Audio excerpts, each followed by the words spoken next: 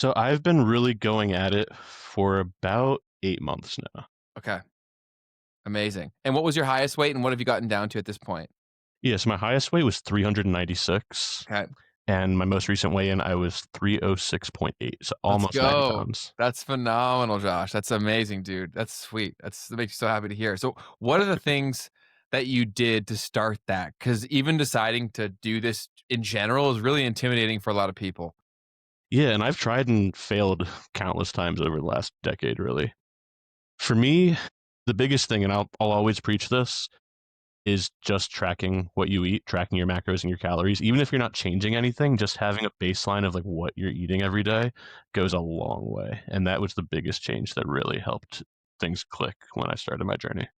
Yeah, people do not understand how many calories are in things, and it's not really their fault. Like, why would you think about it, right? It's not something that's super easy to understand, and it's such a varied thing where some things that you wouldn't think would be high calories are super high calorie.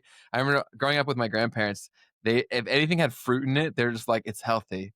Right? And Right, so then exactly. and then it's like, "Well, no, Nana, like, this muffin, yeah, it may have blueberries, but it's also, like, 500 calories." So that's a great starting point. Is there a specific app that you used to help you with that? I use my Fitness Pal. I've used Lose It in the past, Mhm. but back then I didn't really stick with it.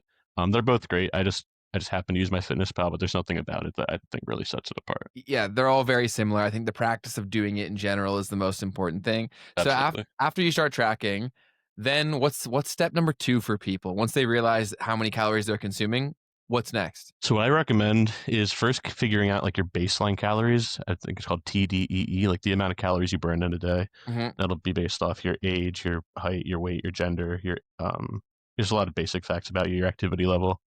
And just getting a baseline of like this is the number of calories approximately that if I eat this every day I'll stay the same weight.